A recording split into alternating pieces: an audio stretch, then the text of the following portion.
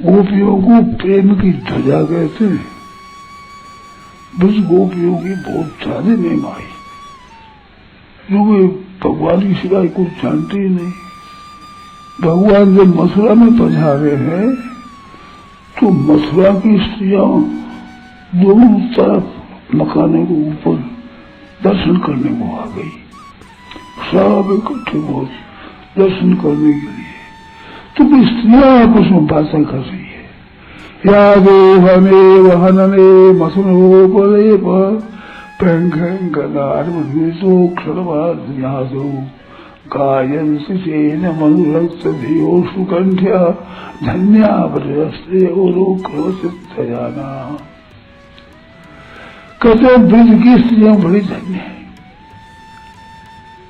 भगवान का रूप देखा ना तो बड़ी आकृष्ट हो गई।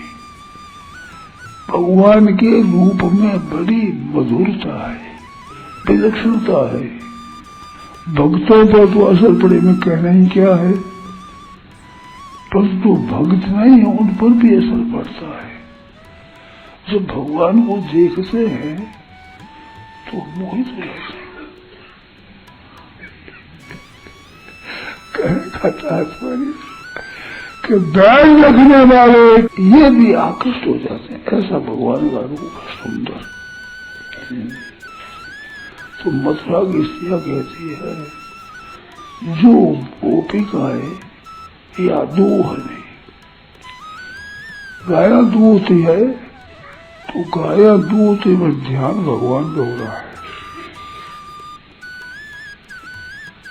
उनको चित्त जाना, उनका जो चित्त था ना वो भगवान की सवारी बन गया। जैसे हाथी घोड़े पर जैसे चढ़ते हैं ना आदमी तो सवारी हो जाती। तो भगवान के चित्त की सवारी थी गोपिकाओं का मन।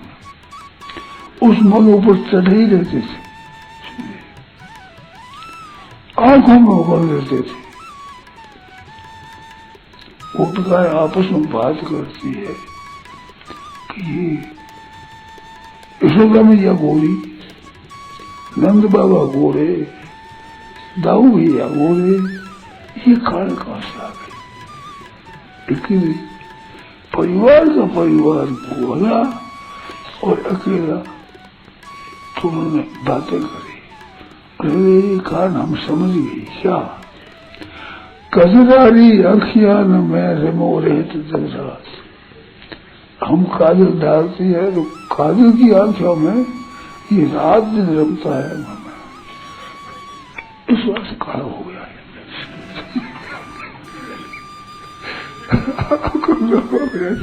अब जब बता काजल, अब काजल ने कहानी को कैसे समझ रहे होता है।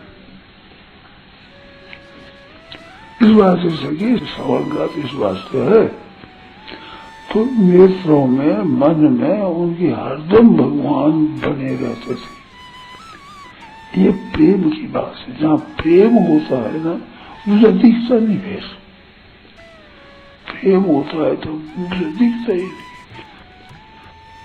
उन गोपियों के मन में नेत्रों में क्रियाओं में भगवान बसे रहते हैं। गाय दूहती है तो काम तो वो दूहने का कर रही है, पर भगवान छूटते नहीं।